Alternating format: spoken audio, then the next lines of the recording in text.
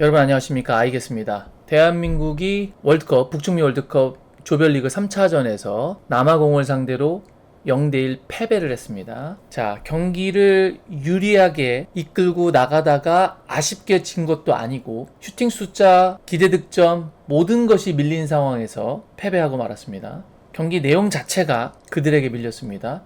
경기 직전에 대한민국이 승리할 거라는 예측이 지배적이었고, 축구가 갖는 이런 여러가지 다양한 변수들, 약팀이 강팀을 잡을 수도 있고 공은 둥글다라는 표현도 있기 때문에 100% 승리를 장담할 수는 없었지만 반대로 남아공이 이길 수도 있었겠죠. 그러나 경기의 주도권을 내주면서까지 패배하리라고는 감히 상상을 못했습니다. 이렇게 감히 상상조차 할 수 없었던 일이 발생할 수 있었던 건 감히 상상조차 할 수 없었던 홍명보 감독의 선수 기용, 이 경기에 대한 준비, 그리고 전술, 모든 총체적인 문제점이 복합적으로 드러나면서 이런 파국으로 치닫지 않았나 라는 생각이 듭니다. 우선 모두가 오늘 이야기할 건데, 손흥민 선수를 선발에서 제외시켰습니다. 선발 엔트리 발표를 보자마자 제가 든 생각을 약간 필터링을 해서 여과를 해서 말씀드리자면, 미친 거임? 이었습니다. 네, 미치지 않고서는 이런 선발 라인업을 짤 수가 없다라고 생각을 합니다. 혹자는 제가 선동을 한다라고 말을 하려는 사람이 있을 수도 있겠습니다. 그러나 그 말이 사실지는 모르겠으나 저는 적어도 그렇게 생각을 안 하고요. 선동을 하는 데는 뭔가 목적이 있겠죠. 선동을 통해서 자기가 얻는 이익이 있겠죠. 물론 저도 이익이 아예 없는 건 아닙니다만, 조회수를 통해서 수익이 발생하는 건 맞습니다만, 그러나 제가 선동을 통해서 계속 그 조회수를 속칭 빨아먹는 그런 영상을 거의 올린 적이 없습니다. 홍명보 감독이 선임되는 과정서부터 라이브로 반대한다라는 이야기를 했었고, 홍명보 감독이 감독으로 부임하고 나서는 국가대표팀 경기를 라이브로 중계한 적도 없으며 그 경기 결과에 대한 영상을 만든 적도 없습니다. 제작 자체를 안 했죠. 그래서 영상을 올린 지 무려 10개월이 지났습니다. 제가 그걸로 선동을 통해서 일단 뭔가 이득을 취하려고 했다면 많이 만들었겠죠. 네, 그렇지만 그렇지는 않았고요. 그냥 축구를 좋아하는 한 사람의 팬으로서 순수하게 화가 나고 답답하고 이해가 안 되는 상황을 그냥 여러분과 공유하고 싶었던 것이고, 지난 영상에서 오늘 또한 그러하다라고 봐주시면 감사하겠습니다. 손흥민을 선발해서 뺀다. 주구장창 손흥민의 영향력에 대해서 이야기를 했었는데, 손흥민의 진가를 잘 모르는 감독이구나라는 생각이 다시 한번 들었고요. 손흥민 선수를 지난 월드컵 대표팀 감독이었을 때 처음에 기용을 잘 안 했었죠.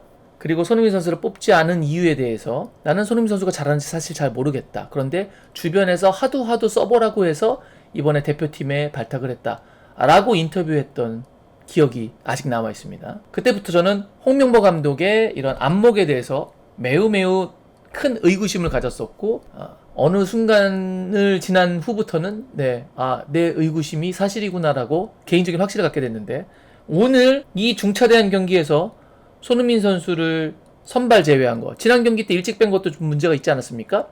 프레시하지 않아서 뺐다? 그럼 이 판단 자체는 프레시한 판단입니까? 아주 썩은 내가 진동하는 판단 아닙니까? 자, 손흥민을 뺨으로써 상대 수비에 부담을 줄여줬고, 우리의 공격은 매우 껄끄럽게 흘러갔습니다. 그럼 손흥민 선수를 빼고 선택한 포메이션 선수들 좋은 활약을 보여줬어야 했는데, 오연규 선수 사실 오늘 손흥민 선수가 들어가기 전까지 거의 보이지 않았습니다. 전혀 프레시하지 않았고요. 그리고 왼쪽 윙포워드로 기용한 황희찬 선수 전혀 프레시하지 않았습니다. 네, 아무것도 사실상 보여준 게 없다라고 해도 될 정도입니다. 선수를 욕하고 싶지는 않고요. 그런 선수를 기용한 감독에 대해서 이야기를 하고 싶은 겁니다. 지금 황희찬 선수가 사실 이번 시즌 울버햄튼에서 엄청난 폼을 보여줬냐? 그렇지 않거든요. 그러면 대표팀 소집이 돼서 평가전이라던가 지난 경기 교체 투입됐을 때 좋은 모습을 보여줬느냐? 그렇지도 않고요. 그런 선수를 오늘 선발 기용했다? 사실상 이해가 되질 않습니다. 차라리 엄지성 선수가 좋은 퍼포먼스를 보여줬지 황희찬 선수는 아니었거든요. 그런데 오늘 엄지성 선수 경기장에서 볼 수 없었습니다. 저는 이런 판단 자체가 무슨 생각을 가지고 선수 기용을 하는 건지를 잘 모르겠어요. 상식적이지 않은 기용이다라고 보는 게 맞지 않나. 결국엔 오연규, 황희찬 선발은 조금 냉엄하게 얘기하자면 사실 더 세게 얘기할 수도 있습니다만 대실패다. 역대급 참사다 라고 말해도 전혀 과언이 아닙니다. 모자랍니다. 그것도 제가 봤을 때는. 그리고 오늘 선수들 전체적인 컨디션도 좀 안 좋았고요. 그런 것도 이제 영향이 있겠죠. 선수단의 컨디션 관리, 이것도 감독 재량이라면 재량이겠죠.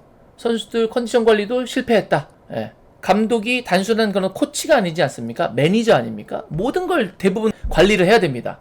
모든 사항에 대해서 관리해야 되는 직책임에도 불구하고 성공한 게 아무것도 없다. 선동입니까? 결과가 보여주는데 정말 뭐라고 말을 해야 될지 모르겠습니다. 말문을 막히게 하는 감독이고요. 내 안에 어떤 아이가 말을 했다고 하는데 그 아이가 말을 하지 않았었어야 되는데 그냥 입국닷을 했어야 되는 건데 말도 안 되는 화법으로 이야기를 하고 있고 누구를 좀 따라하는 것 같은데, 와, 객관적 전력에서 앞서는 팀이 객관적으로 경기를 이끌어 나가다가 역습 한 방으로 무너진 것도 아니고 이렇게 허무하게 밀리다가 패배하고 말았습니다.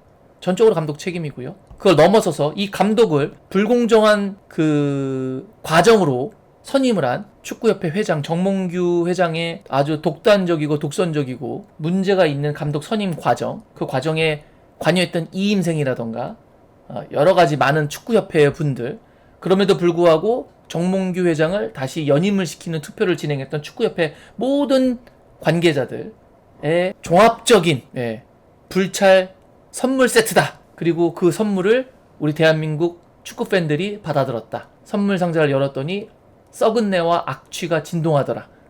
그리고 차마 두 눈에 담기 어려운 그런 오물들이 가득 담겨있던 그런 상자가 아니었나 싶습니다. 결국 대한민국은 조 3위로 32강에 진출할 수 있는지 없는지 킹우의 수를 계산해야 되는 이런 어려운 상황까지, 이런 지경까지 떨어지고 말았습니다. 너무 화가 나고, 정말 감독이라는 자리가 이렇게 중요한데 이런 감독을 선임을 받은 우리 축구팬들이 너무 안쓰럽고, 저를 포함해서 이럼에도 불구하고 적극적으로 쓴소리를 못하는 그 유명한 축구계의 모든 이런 네임드 있는 분들도 말을 하고 싶은데 못하는 건지 모르겠습니다만 팬 입장에서는 실망스럽고 안타깝습니다. 저는 앞서 말씀드린 것처럼 10개월간 영상을 올리지 않았습니다. 이 얘기는 무슨 얘기냐, 이런 축구판에서의 이해관계가 가장 낮은 사람 중에 하나입니다. 거의 1년 가까이를 축구 활동 유튜브 수익 없이 지냈고요. 그렇기 때문에 조금 더 과감하게 말할 수 있는 포지션일 수도 있습니다. 그래서 지난 영상에서 홍명보 감독을 매우 비난을 했고요.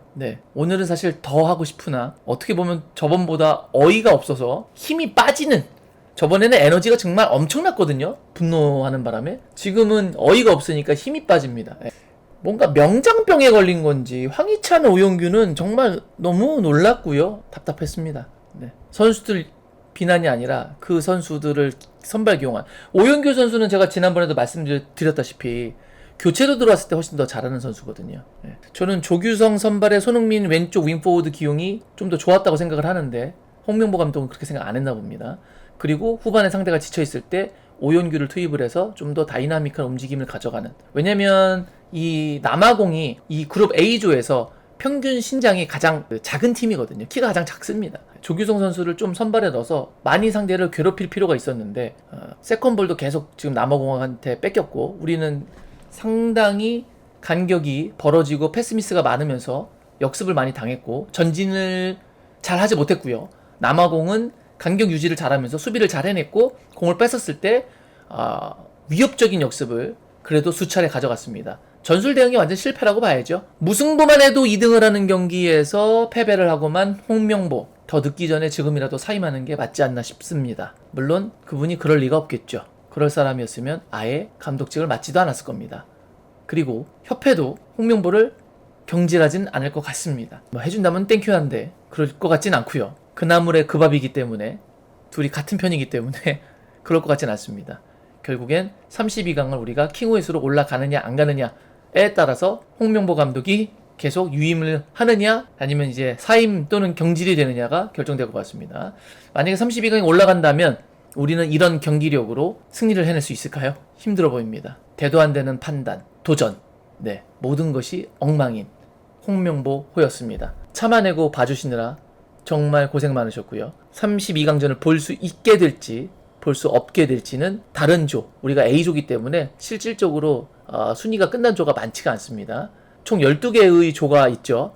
그 중에 어떤 조가 살아남게 될지는 조금 더 지켜봐야 될 것 같고요. 경우의 수가 워낙 많기 때문에 제가 시간 관계상 경우의 수 영상을 만들려고 했습니다만 불가능할 것 같고, 오늘 경기에 대해서 한번 정리하는 이야기를 나눠봤습니다. 총평을 하자면 홍명보 감독의 이번 남아공전 모든 선택, 전술, 선수 기용 모든 걸 포함해서 전혀 프레시하지 않았다. 이 사람의 생각하는 것 자체가 프레시하지 않다. 이렇게 말씀드릴 수 있을 것 같습니다. 자, 32강 갈 수 있는지 없는지 한번 다른 조의 경기 상황을 지켜보도록 하겠습니다. 그리고 시간이 나면 경우의 수 영상 가장 보기 쉽게, 이해하기 쉽게 만들 수 있을지 고민해보고 가능하다면 영상 올려보도록 하겠습니다. 경우의 수 보고 싶으시면 구독, 좋아요 구독, 좋아요 말하기도 민망합니다. 네, 좋아요는 됐고요.